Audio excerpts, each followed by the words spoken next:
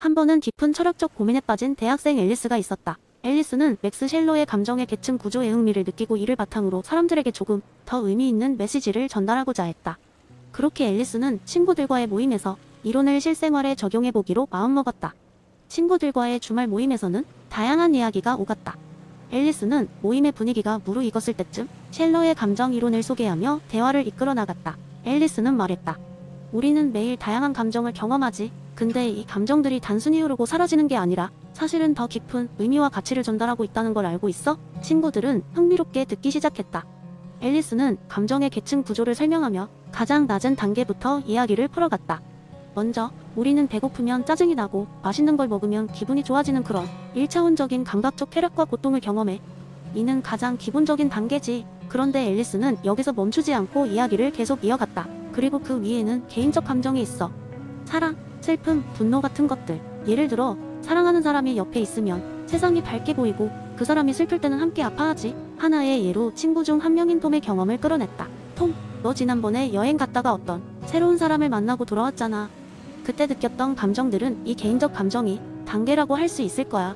그 만남이 내 삶에 어떤 변화를 불러왔는지 이야기해줄래?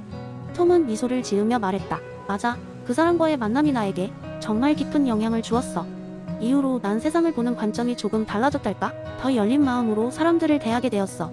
앨리스는 그 다음 단계로 대화를 이끌었다. 그리고 공동체적 감정의 단계가 있어. 이는 우리가 속한 사회나 집단과 깊이 연관되어 있어. 예를 들어 우리 모두가 함께 어려움을 극복하기 위해 협력할 때 느끼는 연대감 같은 거지. 그때 조용히 듣고 있던 리사가 끼어들었다. 아, 그래서 요즘 회사에서 모두가 힘을 합쳐 프로젝트를 끝냈을 때 그렇게 뿌듯하고 의미 있었던 건가 봐.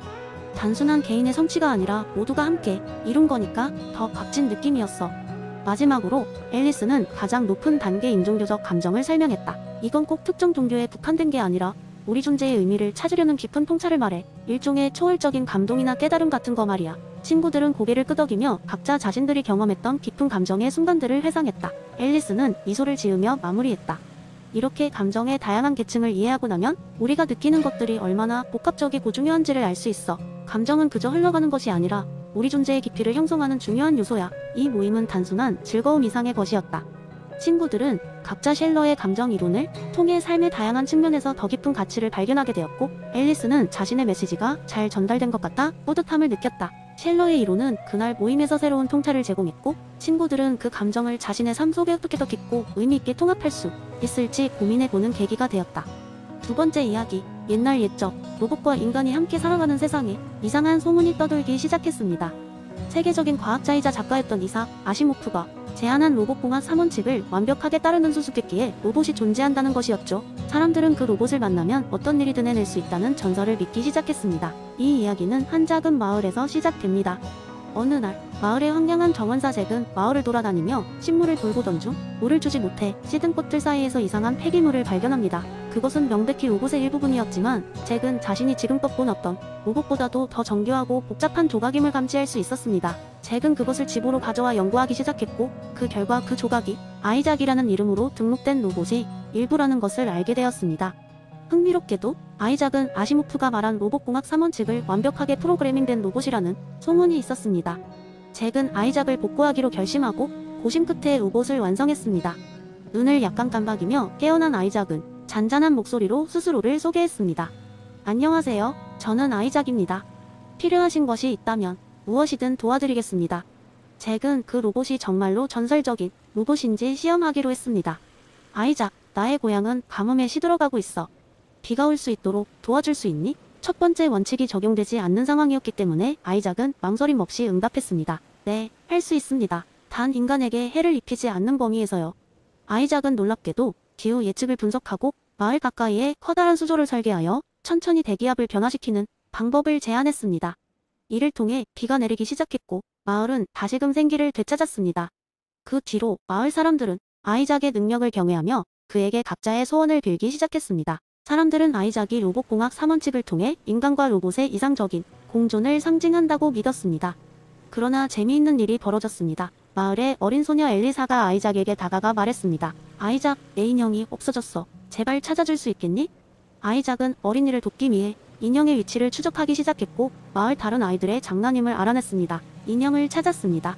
그러나 첫 번째 원칙에 따라 그 아이들이 이를 통해 큰 교훈을 얻을 수 있도록 하는 것이 더 유익하다고 판단합니다. 아이작은 엘리사가 다른 아이들과 소통을 통해 스스로 인형을 찾게끔 격려했습니다. 이로 인해 아이들은 서로의 감정을 이해하게 되었고 진정한 우정을 쌓게 되었습니다. 이 사건을 통해 잭과 마을 사람들은 깨달았습니다. 로봇공학 3원칙은 단순히 로봇이 인간을 보호하는 것뿐만 아니라 인간과 로봇의 상호이해와 발전을 가능하게 한다는 것을 말입니다. 아이작은 마을을 떠나며 말했습니다.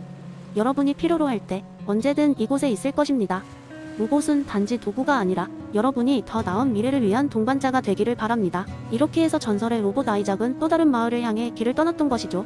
그의 이야기는 사람들에게 깊은 인상을 남겼고 로봇과 인간이 함께 나아갈 길에 대한 새로운 시각을 열어주었습니다. 세 번째 이야기, 옛날 옛적 한 마을에 공자의 가르침을 매우 흠모하며 따르던 한 젊은 학자가 있었습니다. 그의 이름은 진수였고 그는 인을 통해 이상적인 인간관계를 이루는 것을 삶의 목표로 삼고 있었습니다. 진수는 인을 실천하는 방법을 찾고자 매일 아침 일찍 일어나 사람들과의 관계를 돌아보며 하루를 시작하곤 했습니다. 어느 날 진수는 마을 장터에 갔습니다. 장터는 늘 사람들로 붐볐고 다양한 물건들이 오가며 활력이 넘쳤습니다. 하지만 그날 진수는 평소와 다른 분위기를 느꼈습니다. 한쪽에서 커다란 목소리로 말다툼이 벌어지고 있었기 때문입니다.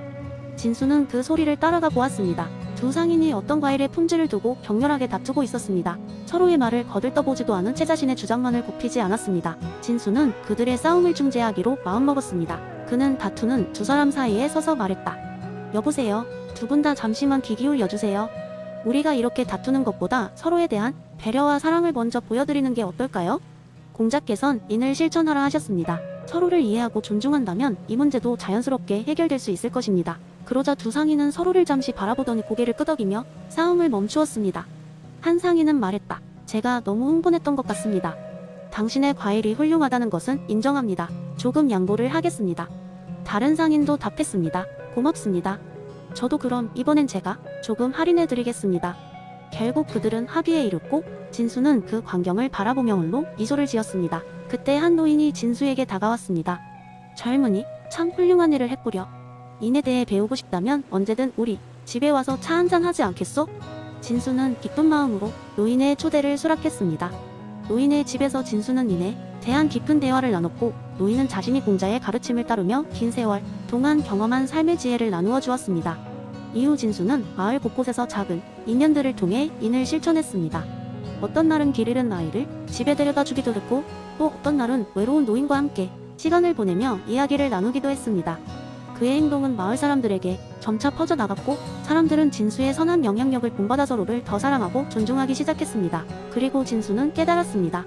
인이란 거창한 것이 아니며 바로 우리 주변에서 일어나는 작은 배려와 사랑에서 시작된다는 것을 말입니다. 그의 이야기가 전해지면서 마을은 더욱 따뜻한 공동체로 변해갔고 사람들은 진수가 들려준 인의 썰을 통해 이상적인 인간관계와 사회적 조화가 무엇인지 깊이 이해하게 되었습니다. 이렇게 진수는 그의 삶 속에서 공자의 가르침을 실천하며 진정한 인을 전파하는 삶을 계속해 나갔습니다. 이는 작은 행동이라도 누군가에겐 큰 변화를 가져다 줄 수 있다는 사실을 상기시키며 오늘날까지도 많은 사람들에게 귀감이 되고 있습니다. 네 번째 이야기, 옛날 옛적에 작은 마을의 철학과 농사를 사랑하는 한 늙은 농부가 살고 있었습니다. 그의 이름은 천동부였습니다. 매일 아침 그는 논밭으로 향하기 전에 책 한 권을 꺼내들고 잠시 동안 사색에 잠기곤 했습니다. 그는 맹자가 인간의 본성이 선하다는 성선설을 깊이 신뢰하고 있었으며 이를 자신의 삶에 어떻게 적용할 수 있을지 고민하곤 했습니다. 그러던 어느 날 마을의 악동으로 소문난 어린 소년 준이가 있었습니다. 준이는 장난꾸러기로 항상 다른 아이들을 괴롭히고 마을 주민들의 물건을 훔치기도 하면서 문제를 일으키기 일쑤였습니다. 마을 사람들은 점점 준이를 꺼려하게 되었고 그를 피하기 시작했습니다. 하지만 천동부는 준이가 여전히 선한 본성을 지니고 있으며 이를 발현시킬 방법이 있다고 믿었습니다. 천동부는 어느 날 준이를 조용히 불러 자신의 밭으로 데리고 갔습니다.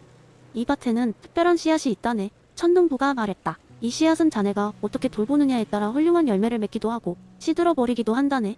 나는 자네가 이 씨앗을 잘 키워 훌륭한 열매를 수확할 수 있을 거라 믿네. 준이는 처음에는 귀찮아하며 마지못해 천동부의 제안을 받아들였습니다. 하지만 시간이 지나면서 씨앗이 싹을 틔우고 점점 자라나는 것을 보면서 준이의 마음도 서서히 변하기 시작했습니다. 그는 매일 밭에 나가 식물의 상태를 살피고 잡초를 뽑아주며 물을 주었습니다. 천동부는 준이를 옆에서 조용히 지켜보면서 격려해 주었습니다. 봐라, 준이야. 이 식물은 자네가 돌봐주니 점점 더 잘 자라고 있네. 그는 미소 지으며 말했습니다. 어느 날 밭을 돌보던 중 준이는 다른 아이들에게서 자신에게 했던 행동들과 씨앗을 돌보는 자신의 행동이 겹쳐 보입니다. 그는 자신이 어떻게 다른 사람들에게도 선한 마음을 전할 수 있을지를 고민하기 시작했습니다. 저 씨앗이 잘 자라도록 돌보는 것처럼 나도 다른 사람들의 마음씨를 좋게 할 수 있지 않을까? 준이는 생각했습니다. 시간이 지나면서 준이는 변했습니다. 그는 더 이상 다른 아이들을 괴롭히지 않았고 오히려 그들을 도와주고 친구가 되기 시작했습니다. 마을 사람들은 그런 준이의 변화에 놀라워했고 모두가 그를 환영하게 되었습니다. 천농부는 준이에게 다가가 천천히 말했다. 자네는 인간의 본성 속 선한 마음을 키워낸 거야. 다른 사람들 속에서도 측은지심과 수호지심을 발견할 수 있도록 도와주게, 그리고 그렇게 함으로써 이 마을을 더욱더 좋은 곳으로 만드는 거지. 준이는 천농부의 말을 가슴 깊이 새겼습니다. 그는 자신의 발전된 마음씨를 바탕으로 마을 사람들과 함께하며 모두가 더 나은 공동체를 만들어 나가기로 결심했습니다. 그렇게 천농부와 준이의 이야기는 성선설을 실천한 아름다운 예시로 마을에 회자되었고, 맹자의 가르침은 그 마을에서 오래도록 전해져 내려갔습니다. 사람들은 천농부와 준이 덕분에 인간 본성의 선함에 대해 다시 한 번 믿게 되었고 서로를 이해하고 배려하며 살아갔다는 이야기입니다.